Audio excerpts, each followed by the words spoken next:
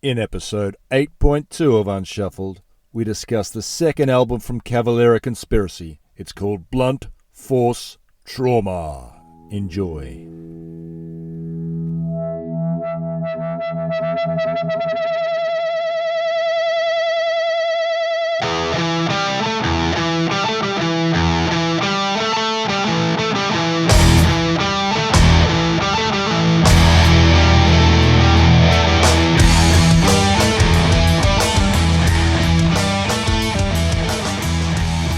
Scotty Doo. Matt. Portugal Matt. Yeah, what is it? Japan? Japan, Scott? I guess so. Yeah, no one cares. People don't tune in to hear about our lives. They want to hear about the music. So we just cut Someone to the might. chase. Nah, let's get straight into what we're here to talk about today. We are here to talk music. We are Unshuffled, of course. You know all this by now. You've heard the spiel many times. If you're new, look, I'll quickly run through it. We're Unshuffled. We're trying to bring back the album. We're doing it one band at a time, one album at a time, and technically one song at a time. So we're picking a band that we know we should have listened to by now, and you all know the feeling. And the band we've picked this time around is Cavalera Conspiracy. We're both big fans of the Cavalera brothers' previous work.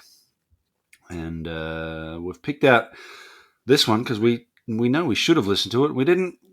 Last podcast was all about Inflicted. Now we're on to their second album, Blunt Force Trauma. Very metal sounding title for an album.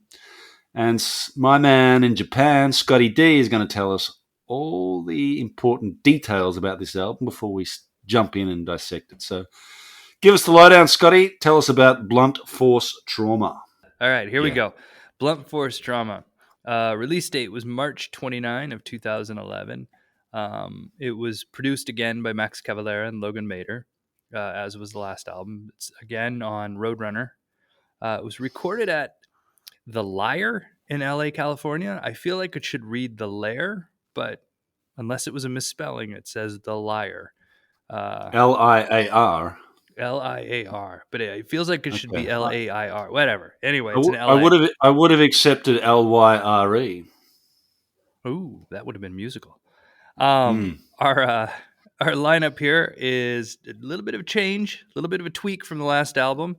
We've got Max Cavalera, vocals, guitar, Iggor on drums, Mark Rizzo on guitar, and Johnny Chow on bass, replacing Joe Duplantier. Although there shouldn't be any big surprises. Joe was probably busy. He had other things to do. He was building a studio. Thank you for your pronunciation, your Italian pronunciation of Rizzo. Bravo. Not Rizzo, as we'd say in Australia. Mark Rizzo, mate. But yeah, we've got Johnny Chow. Do you know anything about Johnny Chow? Who is this guy? Oh, I did. I looked it up. He's done stuff. He was in. Here we go. Cavalera, because his Souls of Wheat, Fireball Ministry. No, there's a reason I didn't remember. Not much. Not much. I think he's an artist as well. Like I think he does illustrations or something. So I think he's like bass player / artist of some sort. Okay. That's all I got. We'll talk about the bass playing, and we'll get into all the music later. So 2011. So it's been a while since we did the last podcast. So I'm just trying to think. So there's a gap of a few years between the red one and the black one.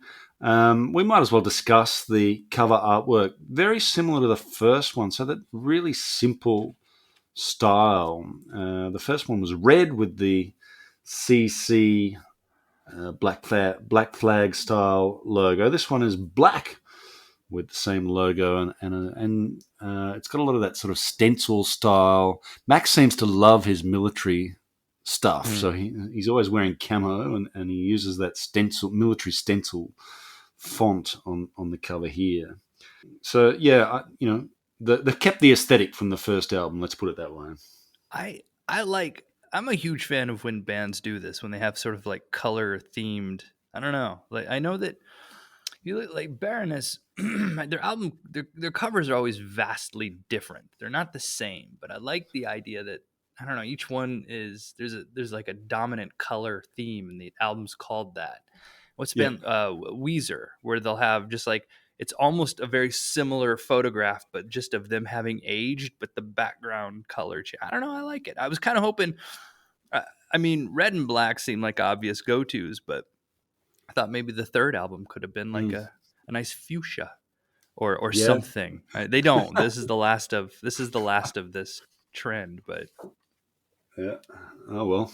I support it. Um, yeah, yeah. The next two, just looking ahead, are very different indeed. But yeah, I like it. I like it. I'm with you. I wish they had kept it going.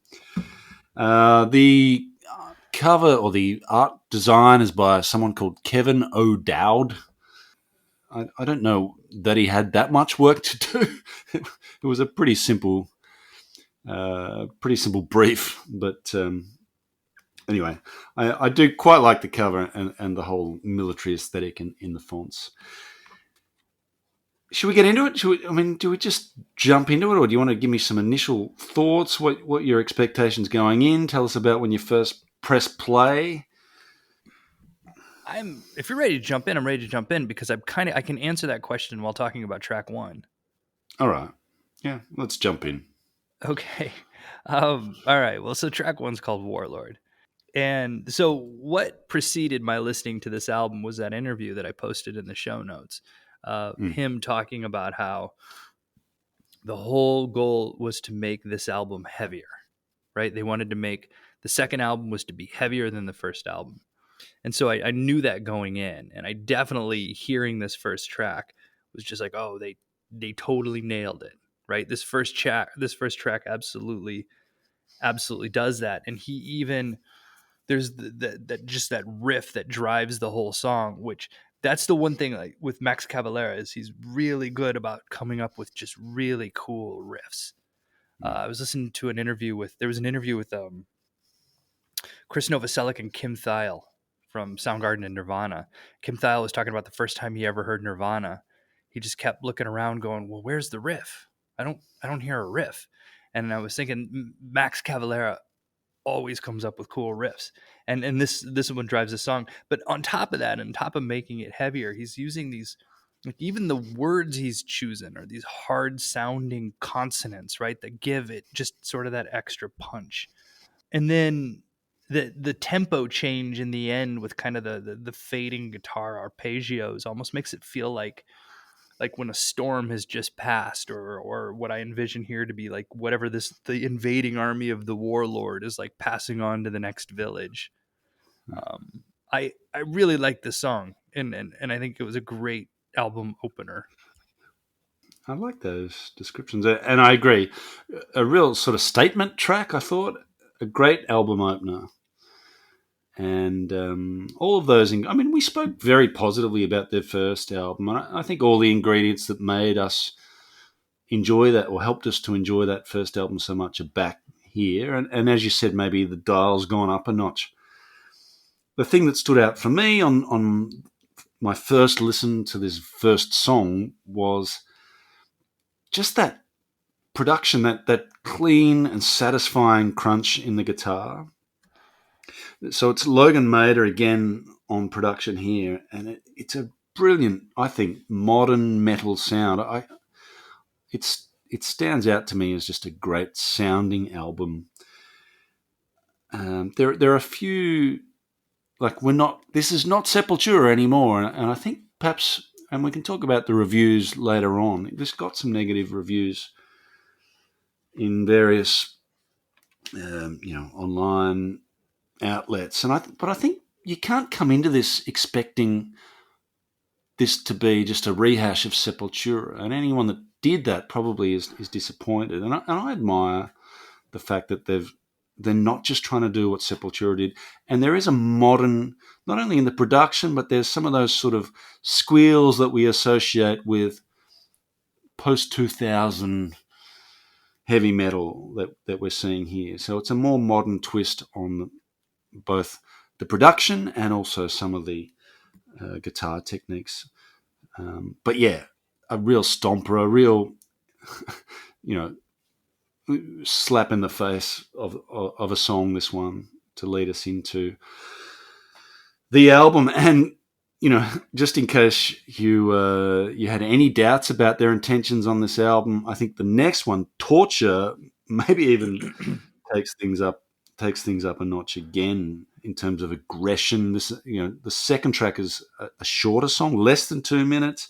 This one reminded me of Slayer at their most brutal, sort of Rain in Blood era Slayer, just in terms of the speed of the song, the fact that it was over so quickly, and the sheer aggression of the lyrics, the violent content of the lyrics.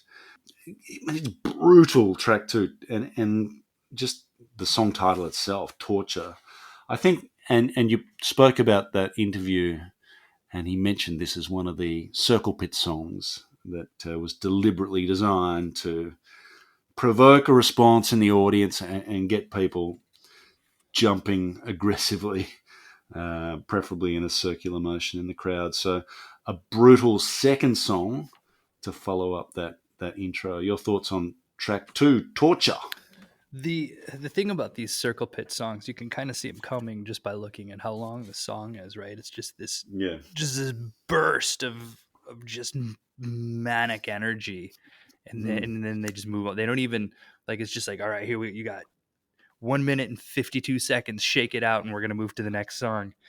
And so yeah, you're right. Here again, it starts with this punishing wall of noise. I really like the picking style of the guitar. It's like this frantic up and down picking of the guitar. You've got Iggor really comes through on drums here, and the bass, the way that the bass and the drums work together on this song, they're more. I don't know. It sounds like maybe even the bass is dialed up a little bit more on this album than Joe was on the last one. And then you kind of just end it all with Max's yell and Rizzo's lead shredding. To your point about the guitar, I'd never really, like, when I hear this kind of those guitar squeals, I always associated it with Korn. Was that a Ross Robinson thing, I wonder? Because you're absolutely right that post like 2000, late 90s maybe. yeah, late 90s, post 2000, and it really becomes really prevalent in metal for a pretty large chunk of time. Anyway, I was thinking that while you said it. Track 3. Yep, leads us into track 3, Lynch Mob, featuring Roger, shall we go Mireille, from Agnostic Front. La-di-da. Here again, it follows the sort of that similar formula of just strong riff to drive the song. The one thing that I really wanted, I guess, that I was noteworthy for me of this song is that I really like how the two vocals work together.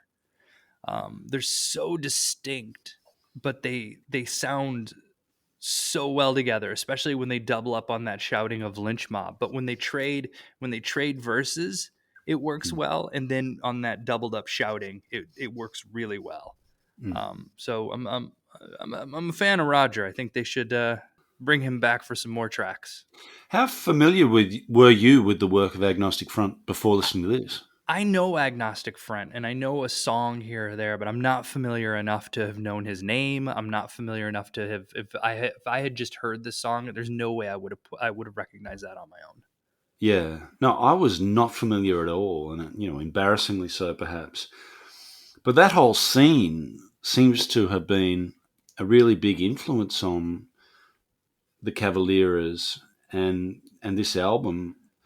And again, that goes back to what I was saying before about this is not a metal album in the same way that the Sepultura albums were. They're wearing their hardcore influences, on their sleeves here, on their camouflaged sleeves here. My knowledge of that whole hardcore, it was New York, right? That was the birth of it. What do you know? Can you fill me in on a little bit on hardcore? Here's the problem. I'm ignorant to it, and I don't know how to talk to it, because the problem is that there's a version of that New York hardcore scene which is kind of really uncomfortable for me to take on. It gets it gets racist.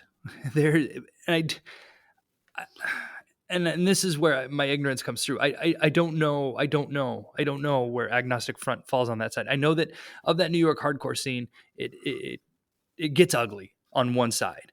Right. And then there's another side that doesn't, and I don't know where Agnostic Front falls on that. Hmm. So it wasn't just racism, was it? There was other. No. Sorry, yeah, I'm not trying to narrow it down to that. No, it was. I mean, musically, it was like a crossover. It was a crossover of like punk and thrash. Right, is kind of what they were doing, and a lot of it I think started out the same way that punk always starts out. It just sort of disenfranchisement, right? It's just sort of it was it exploded in the 80s, and I guess the side that I politically leaned towards was the side that was just against what was going on with the Reagan era. Right. But then there was a skinhead side that took over from that. Yep. And I don't know where Agnostic Front falls on that sort of, where they fall in that equation. Okay. Because we did mention the influence of Jello Biafra and the Dead Kennedys. Certainly influenced the last album, and there was some. Sepultura did cover the Dead Kennedys, and it's not. This is not a new influence for the band, but it's, I think, the first time these guys have said, let's not just have hardcore scene as an influence, but let's make a metal hardcore album. Like, let's play hardcore metal. Like, I guess it's not straight hardcore. There's certainly the metal side of it, but it's not a straight metal album. I did find, just to put a pin in this, I did find a quote from Roger Murray in 1985 talking about how they're skinheads in the sense that they shave their head, but they're not ultranationalists or fascists. Okay. So. But yeah, obviously there was some the fact that he had to he made a point to draw that line shows that there was perhaps some tension in there at some point. Just to finish my thoughts on the song, I like the vocals too. Lyrically, it's a story of violent revenge, retribution. We can talk about the lyrics as we go through, but it wasn't a strong point on the previous album. I don't think it's ever been a strong point in Max's songwriting, his lyrics. But there's some squeals again. I really like Rizzo's solos in this, as I did on the previous album. And this song features a really nice solo towards the end. Track 4 is called Killing Inside, which is the longest track on the album so far. It's the one that they chose to release as a single, so there's a film clip to this, which is, I believe, shot in Spain somewhere. Somewhere with a lot of churches. Can you tell me a Spanish city which has a lot of churches? All of them, I'm sure. But, I was just gonna say, don't they all do? But don't you in Lisbon as well? Yeah. There's plenty here too. But this is, compared to the first 3 songs, this is a much slower build, much catchier sort of rhythm and chorus. It rocks, and there's even a sort of, I've written the word atmospheric. I might rethink that, but certainly a head bobbing section that, as I walk in the valley of the shadow of death, that bit has you can really rock along to that. So it's certainly the catchiest of the songs so far, and I guess that's why they chose it as their film clip song. Very good. Imagine it'd be great live, sort of the first one you can really sing along to rather than just going crazy. So enjoyed it. Killing Inside was good. Yeah, I think I had this as my favorite track. Oh, I haven't picked one. I think I'd pegged this one. It has a bit of an industrial feel to it. I really like the quiet layering of how the bass and the guitar underneath sort of maybe what you were calling atmospheric, kind of like the whispered parts, right? Mm, I don't know if whispered is the right word, but the kind of the softer parts. And then I really sort of like that the breakdown at that 2 minute mark. And then it's got kind of that triumphant guitar sound that's yeah. swelling. That, to your point, I think would work really well in sort of a large festival setting. It had almost like a ghost, like theatrical element to it. Kind of just that last minute of this song that I really liked. Which takes us into track 5, Thrasher. This is another one that I think for sure was written for the Circle Pit. And it's but with that said, it's still layered. And the one thing I appreciate about this album more than the other one is the songs feel more nuanced. It feels like the songs are even these shorter Circle Pit songs that still are kind of just get in, get out. They're not. They're still layered. There's still sort of elements of nuance to them. This one, it has the build up to the guitar solo with this ascending riff right before Rizzo just starts shredding.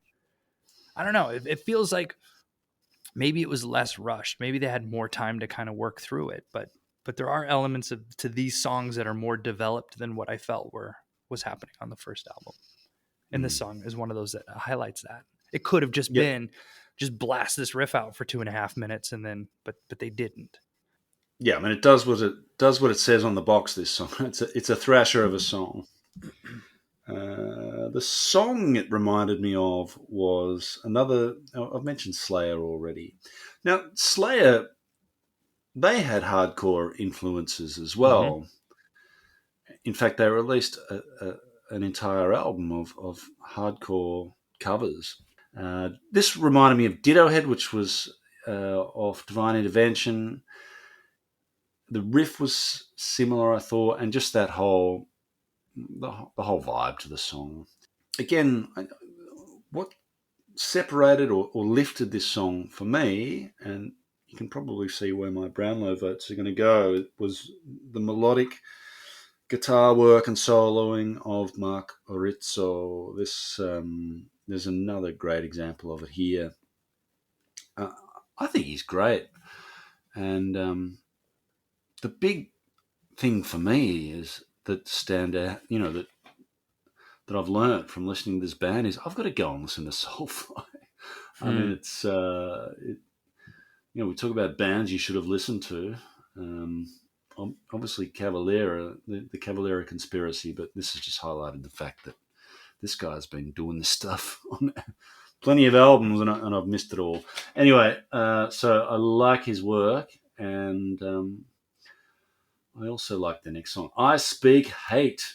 Now, I've got the CD, so we don't have a side 1 and side 2. I'm guessing I Speak Hate might be. We always like to hypothesize. I don't think it actually matters these days, unless you're buying the vinyl, where the side 1 ends and where the side 2 begins. But I'm guessing this is the end of side 1. The word hate comes up a lot in this song. And as I say to my son quite a lot, hate is a very strong word. It's a real galloping riff in this.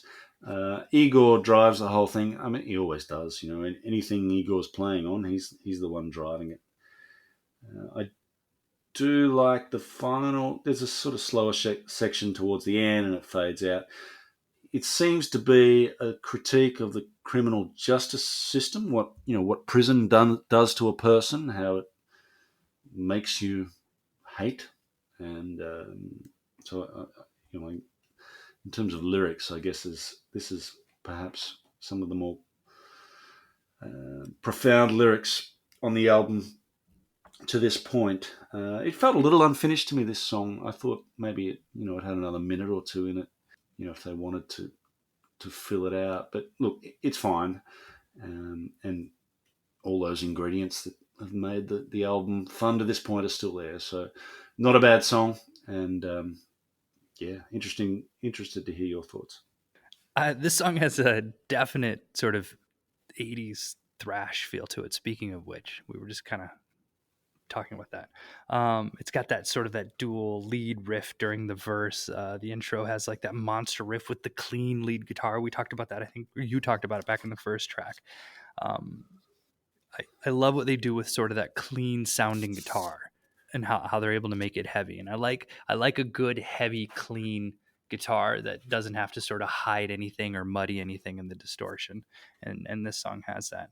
I get your point and agree with you that it does feel unfinished. This one, I guess, contrary to the point that I had just made with Thrasher, does feel like maybe there's more that could have been added to it. Which track takes us into Target. And the drums at the beginning of this song are awesome. They're just so cool. And I like how it breaks down to halftime for the chorus. The end of the song feels very much like an old Sepultura song. The way that it kind of just the Max's influence, the sound of the guitar, it all just that felt really sort of very Sepultura to me. And then again with Mark Rizzo, it doesn't feel like there's any more room. And there is, and he comes in with just kind of these cool bursts of just I don't even know what to call them. They're not really solos. They're just kind of these riffs, these licks, right, for lack of a better word, that he just throws down on the song. Where you're like, "There's no more space, Mark. You're not gonna fit." And he's like, "Oh, I'm gonna fit." And then he just like throws it out there, and you're like, "Oh yeah, that fit." Yeah, he's great. It packs a lot. This is 2.5 minute, 2 minute 37. It packs a lot into it. I thought it didn't. This one didn't feel unfinished. This felt like a complete package. Love the intro, that muffled fade in effect, and yeah, the drums at the start. Yeah, Slayer influence again. I've picked up a lot more Slayer on this album than the previous one, and yeah, love that mid-tempo section in the middle here, the great riff, the who against I'm coming for you. Now that bit really enjoyed. So a lot in this song. The next one's called Genghis Khan, 4 minutes 24. This is our winner. That's the longest? Yep. Yeah. Okay. Have you listened? You got much interest in the Mongols? Yes, in fact, I'm fascinated by the story. What I'm fascinated by with Genghis Khan is the fact that, they were nomadic. Nothing remains, right? It's not like there's anything that you can go see that I'm very fascinated by the Mongolian Empire and sort of its existence, when it existed, the fact that it existed for so long. And I have a friend who lived in Mongolia for 5 years, and there are no remnants. Have you listened to Dan Carlin's history podcast on the topic? No. It's a recommendation for you and for our listeners. I don't know. It's probably 20 hours he's spent, and there's not a second wasted. Great stuff. I mean, fascinating. He uses the phrase "the people of the steppe." He uses that a lot. Incredible, and just the way he describes their horsemanship. I don't think there's ever been better horse riders in. Can we use history. that phrase too, or would that be plagiarism at this point? No, I'm sure we can. We'll work it. I thought the lyrics to this actually read a little bit like a Wikipedia page, if I had to be critical. Such an interesting story, but it just felt like, here's a list of things that happened to Genghis Khan. Step 1, early life. Poisoned my father. It's a mid-tempo stomper, this one, more so than a lot of the thrashier songs earlier on the album. The second half's a little bit different, and Rizzo again comes to the fore in the second half of this song with the solos, and he's got some fast fingers, that guy. I mean, there's some sort of there's thrashy sections and stompy sections, kind of they trade off. Really good song, and enjoyed hearing about the life of Genghis and the Mongols. Reminded me I must go back and re-listen to that podcast series. Anyway, your thoughts? I want to know what the series was called. I found Dan Carlin, by the way. Hardcore History. Hardcore. Okay. So this is the first of kind of the history trilogy, or the Wikipedia trilogy, if you prefer. Yeah. In this one, we sort of start on this journey, right, in the Mongol Empire. This, of the three songs, again, kind of going with nuance. I guess musically, it's a little bit more nuanced than the other two. It has tempo changes, the pinch harmonics. He changes his vocal stylings throughout the song, like the way he sings, and then just killer guitar solo, as you mentioned. But yeah, lyrically, I mean, it's did his research somewhere. It's pretty spot. I bet Genghis Khan would listen to it and go, "Yeah, that's about right." Yeah. He Yeah. hit all the high points. Yeah. Made my Um, father. Yeah. Great. Yeah. True. and so that then moves us into Texas, circa 1993, Mm. with Burn Waco, Mm. and again seems to be structured like another Circle Pit song. But again, he did his homework somewhere. A lot of references to there's the Davidian death cult. And then talking about the seventh seal won't be revealed. I don't know much about the Branch Davidians and what happened at Waco. I remember, for some reason, watching it happen in real time in the cafeteria during study hall when I was in high school. Right. They had the news on, and all of a sudden they cut away to this moment, and the study hall teacher scrambling to turn off the television.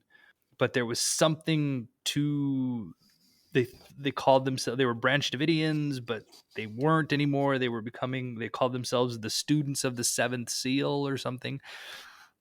It was a cult, and it ended the way that a lot of these cults seem to end, badly. It, yeah, it's all in there. The lyrics sort of kind of pick up more of which suggests to me he knows Max knows more about this than I do, because he kind of picked Well, up some of the subtleties.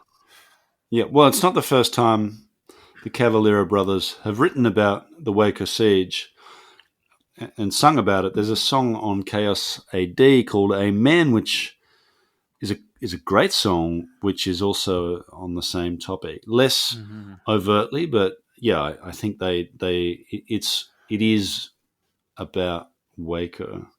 I'm a little bit older than you, so but it didn't get. It didn't get the same coverage in Australia that it obviously would have got in the USA. And yeah, there is a certain fascination in these cults, especially when they end as they often do. And I think this one had the added layer of the role of the forces and whether they did the right thing. You know, so there was a lot of complexity in the story and the way it ended, and a lot of criticism about the way the authorities handled it and whether they could have saved more lives at the end. The song itself, yeah, really good. Love Igor's role in this, as he leads the song in. There's again the squealy stuff in the riffs. There's a real scream when he's screaming murder, murder. It almost gets to black metal levels of screaming. So it really adds to the intense vibe of the song. And there is that seventh seal bit towards the end is quite hooky and catchy. So lots of different elements to the song, which perhaps, as I said, I hadn't listed my favourite song, but this might be it. There's another contender. Oh no, actually, this is probably second favourite for me, but I certainly don't mind it. One of the better songs on the album, and very, very well done. As you said, so that's the second in the history lessons, and the third one comes next with a bit of Rasputin. Straight down to business with Rasputin, a thrashio. This one was not particularly memorable for me, though. I thought Rasputin of the three was perhaps the weakest. The chorus was stab, poison, shot, drown, which sounded like a really bad drinking game to me. Not the sort of drinking game you want to play. I don't know. Rasputin feels like that topic's been done to death in metal, and this one wasn't a particularly interesting iteration on the Rasputin theme. But perhaps you liked it more than I did. I don't have much more to add, other than I liked the effect of the vocals when they would shout revolution. Yeah, That was a nice touch. yeah. I We're always hunting filler around this part of the album. I think we might have hit some here, perhaps. Yeah, I think you might be right. Although I am weirdly fascinated by Rasputin and just how he got so much power in Imperial Russia. Yeah, Yeah, well, that'll be another podcast. We'll do our own history yeah. podcast. Well, Dan Cullen could tell us more about that. Surely he's done it. Yeah, Okay, which takes us into track 11, which is the final track of the album, Blunt Force Trauma. And again, Mark Rizzo gets the chance to kind of step to the front and show us what he's got. I really like the riff at the break. The tempo changes. Iggor has some really cool tom fills in here before the doubling of the guitar and the leads that fade out to the end of the album. Just like Warlord was a great album starter, Blunt Force Trauma, the way it ends is a great album finisher. I think that they yeah. bookended this album really well. Yeah, this was to me. This was my favorite song on the album, and this was the closest. Remember how much I loved Blood Brawl off the previous album. Hmm. This I thought was the closest this album got to Blood Brawl. This album had shorter songs, but this was as close as they got to that high point off their previous album, and as such became my favorite off this album. Particularly that third section, when there's the slower drums, the dum dum dum. There's a ride cymbal, layered guitars chugging. So you can really hear the bass in this song, and sometimes it's not quite as clear, but there's a lovely chugging bass line that's very audible that sits beneath this song, particularly in that final section. So, yeah, and love Igor's double kick work and all those ingredients that have been there all throughout this album are on display here, and I think it's perhaps the best showcase for the combination of those great heavy metal elements and what these guys are experts at using these tools and combining them, and this is a great example of that. Lyrically, it's a song about a blunt instrument delivered violently to someone's head. So there's nothing particularly profound about that other than it's a powerful, violent image.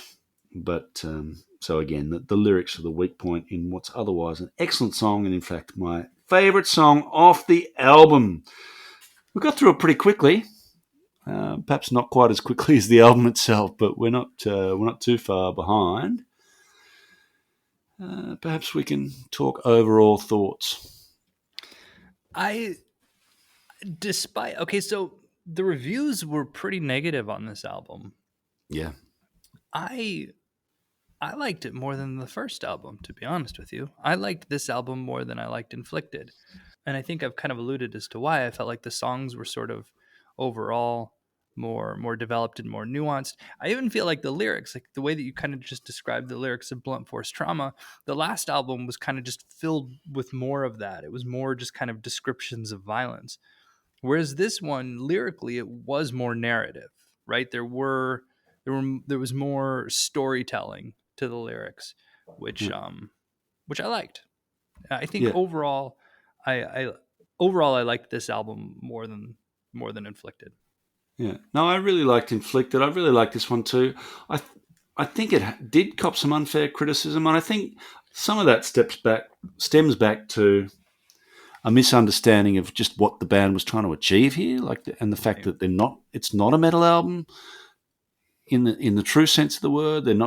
It's not Sepultura. They're not trying to recreate that. And in fact, I admire the fact that they're trying to do a new take on their old shtick. Sepultura 2.0 they could have done that, but it wouldn't have been that interesting. I think this is better. Having said that, individually, I don't think the songs themselves are great. Like, they're good. But to me, it's more just. I think the album itself is greater than the sum of its parts. There's no real standout. That's an amazing in the same way. Blood Brawl to me was that on the previous album, but this is just. There's just an overall effect that this album creates through the production, the guitar, the Rizzo's guitars, Igor's drums, that, and it's over so quickly that it just feels like it's almost like a slap around the head. It's like, wow, it kind of wakes you up, and I like that about it. I like the fact that it's a statement. It's a statement of the things that they love, and it's so well crafted and well put together that, despite the fact that there aren't any, to me, songs that are going to stay with me forever, the album itself and just the vibe of it that feeling that I got listening to that over the last few weeks will stay with me, and I will come back to this album. I think. But yeah, you can. I'm not sure if you agree with my thoughts there. No, I do. I absolutely agree. I like the way that you sort of, when you described it within regards to the sum of its parts, right? Where the album itself is on a whole better, but it's hard to pick. I mean, and you're right. If I was to line them up, it's conceivable, and I don't have the track list in front of me. The songs I like from Inflicted, I liked more than the songs I like from here. But Yeah, overall, I think I like this. I enjoyed the experience of this album more than yeah. Inflicted. And I it is an take your point. experience. It is an experience. It puts you through the ringer in a lot of ways. It's a real. It's blunt force trauma. It's just a great title for the album. It kind of highlights the effect that this album has on upon listening, and I mean that in the best way possible. Van Brownlow, we can't forget that. Band Brownlow. And I think we're about 3 weeks away from the actual Brownlow now, so that's Are it's we? always exciting when those two things line up. Yeah, coming to You'll the have end to of the keep. Australian football season. You'll have to keep us posted. All Yeah, right. I will. You want to start this one, or you want me to? I'll take it away. Okay. You know where I'm going with my 3 votes. Best on ground. The guitarist Mark Rizzo is my 3-vote performer on this album. I thought he was the star of this album, and yeah, I think he's great, and I will be chasing up more of his work once we're done with this band. Iggor has to get the number 2. And apologies to Johnny Chow. I did quite like Johnny's bass playing on this album. Understated, but certainly not invisible. But Max has to get the number 1 as the creative driving force behind the band. So Rizzo 3, Iggor 2, Max 1. And you? My 1 went to 1 vote. I reversed Max and Iggor. My 1 vote went to Iggor. My 2 goes to Max, but then my 3 had to give that to Rizzo. He Okay, you're on the same page with Rizzo. on the same page. He did good things. Did good Yeah. things. I like him. I like the cut of his jib. You're a Soulfly fan, so you're familiar with him. But to me, he's I saw Soulfly. Black Sabbath played a show at Hyde Park. Gosh, I don't even know how long ago now. It was Black Sabbath, Soundgarden. Soundgarden did Super Unknown in its entirety, so it must have been some sort of anniversary for that. It was Black Sabbath, Soundgarden, Faith No More, and Soulfly. right. And I mean, that's a great lineup. But the fact that Soulfly are on the same bill as those other ones is they kicked the whole thing off, but they stood. I mean, they stood out. It was they definitely carried their own. Yeah. Anyway, so yeah, I've got to go back and do Soulfly. I'll have to find someone else to do that with, though. I'll have to do some other version of Unshuffled with someone who's never heard Soulfly before. Or maybe I could just listen to them without doing a podcast about it. That would be the other. You could do that too, but I'm happy to pretend. I can I can play along. All right. I know the role at this point. Yeah. All right. Good. So I think we're at the end of chatting about this album, and we can move on to the next one. The next one is it Pandemonium, or is it It's Pandemonium next, right? Pandemonium. Yeah. All right. Well, let's get on to that. We do as sometimes happens, the bands that we've previously covered release new albums, which always throws a spanner in the works. I think there's a new one coming out from Abrams in the next few weeks, which we will no doubt get to. But I think we might be able to sneak Pandemonium in before then.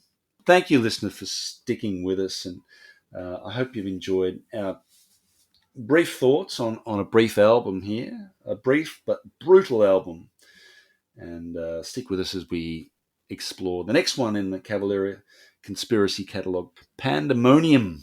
And so we'll get back to that in the next 3 or 4 weeks, no doubt, Scotty D. And so go and download that or order the CD or the vinyl or whatever you do and have a listen, and join us next time as we break it down. Thank you, Matt. Thank you, listeners. Thank you to the throngs who's ever got their algorithms got all glitchy and led them to our podcast, our last episode. Hope you're still we have here. Thousands of new listeners now. So, they're gone. Thank you. It was a one-time thing. All right. Thank you, everybody. Be well.